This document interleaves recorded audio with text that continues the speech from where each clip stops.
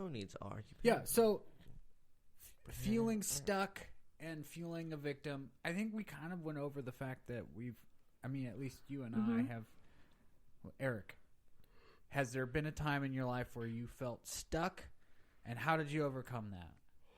I got a divorce.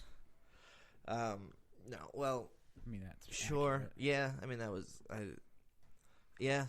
All right. That started off as a joke, but yeah, now that I'm thinking about it, like we rushed into things, and then it became apparent very quickly. I'd say within a year, I started thinking to myself, how am I going to do this for the rest of my life? There's no way I'm going to. Like, I knew, like, the writing was on the wall, and it just took a while for us to decide that we were done. And I will admit, I waited until she said it. I didn't want to be the one to say it. But then after that, I felt like a sense of relief. Like, not so, like, I wasn't sad that it was over. I was relieved that this wasn't my problem anymore. Like, now she's going to be somebody else's problem. And that's all right. She doesn't listen to this. Yeah, right. No, I get it. But you know, it's not like I'm not talking trash either. No. Like, I'm not, because she's still the mother of my child, and we. Well, it just wasn't working with the two of you. Yeah, we weren't right for each other. Right. We absolutely were not right for each other. Right. And there was no way that we were going to be able to sustain it over a longer period of time. But I thought, because my parents got divorced and my father wasn't around, and so in my mind I was like, I have to break the cycle. Like, I don't want my son to go through the same things that I went through. And so I probably stayed longer than I should have for the wrong reasons. I thought they were the right reasons because I felt like I was doing it for him. Right. And then I realized that eventually we'd be at each other's throats, and he doesn't need to see that either. So we should probably just hindsight being 20/20. Yeah. So through that experience, have you learned some things that you will be able to use in your future relationships? Yeah, I'm definitely not going to rush into anything again. I don't plan on ever getting married again. Okay. I don't feel like I need to do that, which is another reason why, like, I'm okay being single, because I feel like, and maybe I'm wrong, and I know I was going to ask Erin's opinion, but I know you don't speak for all women. Oh, right, yeah. But, like, I feel like a lot of women, like, that's what they're looking for. It's like, I want somebody that I can settle down with and that I can start a family with. And, like, I've already got a kid. I've already been married. Those are things I don't want to do again. Yeah. Like, I don't want to change diapers. I don't want to do all of that. And, I joke about it on stage about that. Like, I don't want to have multiple women telling me what I'm doing wrong for the rest of my life if I have kids with a bunch of different people. Right. So, I've just kind of accepted that, like, being single is fine. Like, I can have my fun. And I don't have to, like, put labels on stuff and, like, tie myself down because it's not what I'm looking. Like, I enjoy my freedom, and I don't feel the need to be in that type of a situation again. Like, that's not to say that I wouldn't, like, have, like, a Susan Sarandon and Tim Robbins situation, like Goldie Hawn and Kurt Russell, where, like, they're together for years but they're not married. I could do that, because then if you need to break up, it's a cleaner break. You think. I mean, you say that, but it's like, there's still, I mean, I feel like after years, it would still be tough. Sure, but it would. But I get, like, legally. It would require paperwork and, like, for going to court and figuring for sure. all this crap out. And, yeah. So that's, and, like, it was funny because, maybe funny is not the right word, but a friend of mine posted something on Facebook that was like, signs that you've been in an abusive relationship. Mm.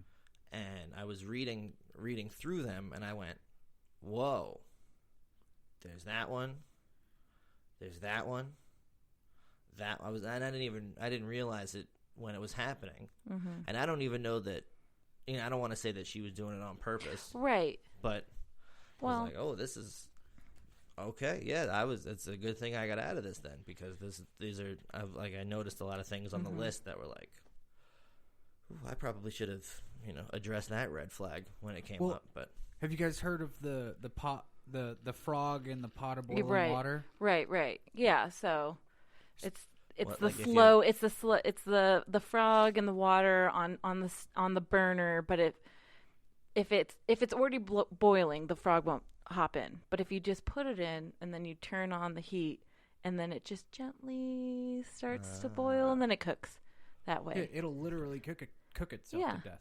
Yeah. Because it's just like gradually getting warmer and warmer, and it's not noticing that, oh shit, now I'm dead. Yeah, red flags don't really happen that way. Yeah, so. Right, because everybody's putting their best foot forward at the very beginning. Mm-hmm. And it's very hard to spot sometimes. Well, not. Once she got pregnant, and that's when everything changed. Yeah. Do you think that some of that could have been like hormonal changes? Oh, absolutely.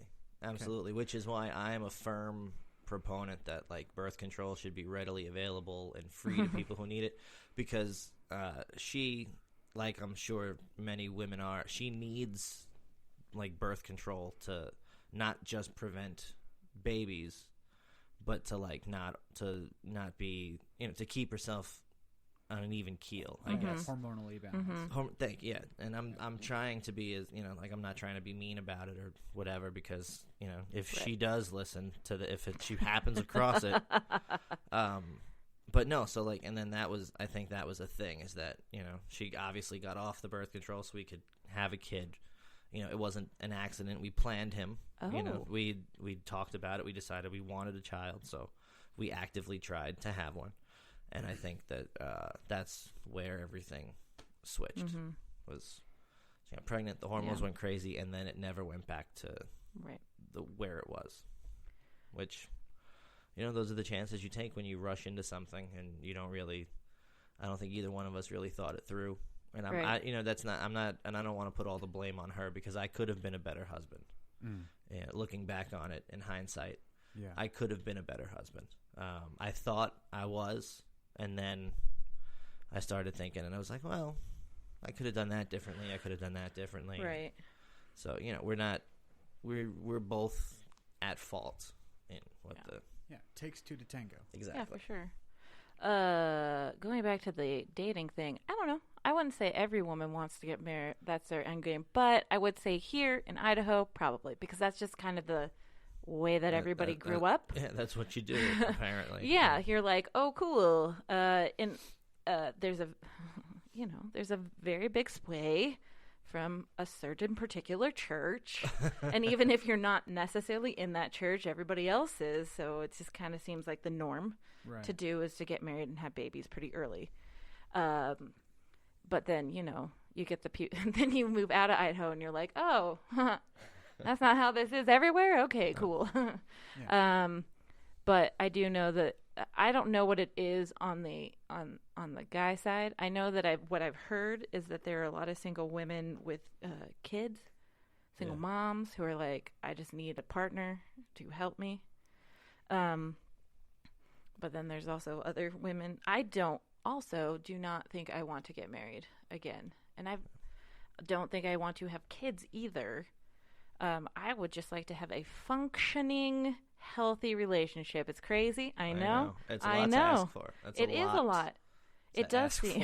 In this day and age. It does. How dare you? I know. It does seem to be a lot. But I will say it's been interesting with the dating thing. I think I have been seeing that too, like a lot of like, what does a healthy relationship look like?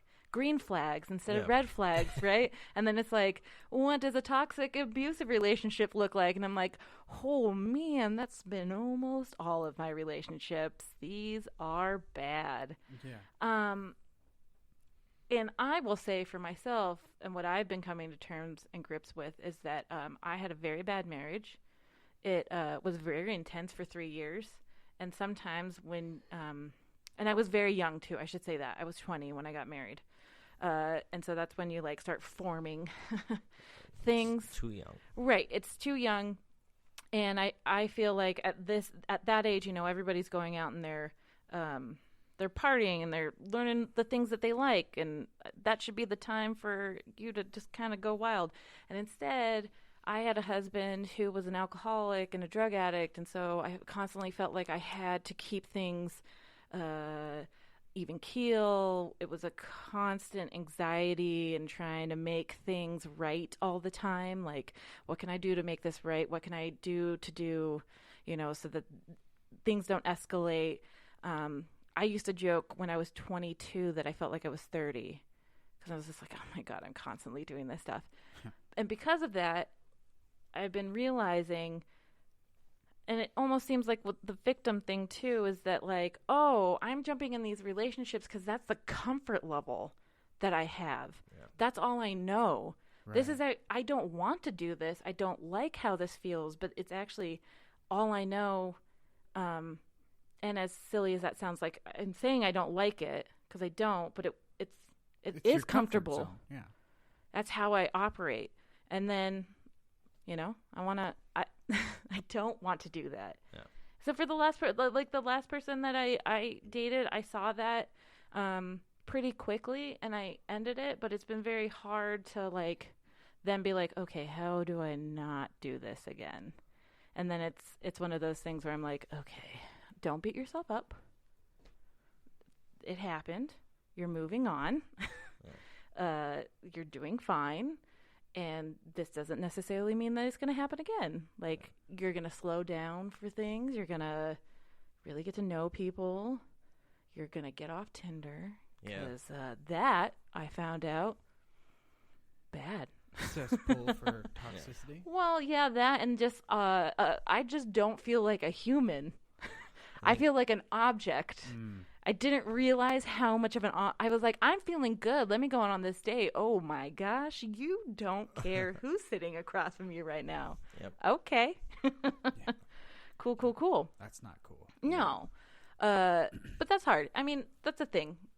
And so again, it's like, where do I take my response? That's why this was so, when you sent it, it was so, what's been on my mind lately. Okay, what's the responsibility I can take, and what's happened, and moving forward, what can I do? Not necessarily saying that I'm not going to make a mistake. Have you provided yourself with any answers to the questions you've been asking yourself? Ooh, good one. Yeah, I overthink things a lot, and I have been speaking to the choir. Yeah, I mean, sure. I've answered things. I mean, why did I get into that last relationship? Well, the answer is because this was a comfortable thing, and it was easy for me to be like, I want your approval, and I want this to happen, and I want to fix this too. And so, how am I going to do this? And then it was like, whoa. I'm on a crazy train that I did not want, and I have turned into a person that I hate. And I have turned into a person that I don't like. I don't want to be around this person. I don't want to feel this way. You're not the only one who thinks that about me. Yourself. I'm sorry. No one wants to be around me. Is that what you're saying, Eric? I sometimes can't resist the temptation. I apologize. I know. Don't validate my feelings of already feeling like that. I'm going to walk out of here and be like, I thought this was personal growth. That was supposed to feel good. Yeah, Well, personal growth is painful at first. It is. It is very painful. Like the caterpillar, right? Like it has to liquefy in the cocoon, which I'm sure can't be pleasant. And then it becomes a butterfly. So like personal growth, you have to dig deep and like talk about what hurts first. Yeah, before you can spread your wings. Right, and I've been doing that a lot lately. I have also found that I need to stop doing that with other people and do that in a counselor's office and in a journal. Yep. That sometimes you should not use your friends as sounding boards. Yeah. Because they're like, cool, we've been over this 10 million times. Like, we can't do this with you again. And not to say that, but it's true. I mean, there is something to having a sounding board too. Yeah. Though. And a therapist is a great sounding board, and other people that like this sounds crazy out loud, but people you don't know. You know? Yeah. Like people that have no preconceived idea of who you are, or people that are capable of setting aside any opinion. Yeah. And Yeah. definitely, I have friends who I'm like, okay, I know this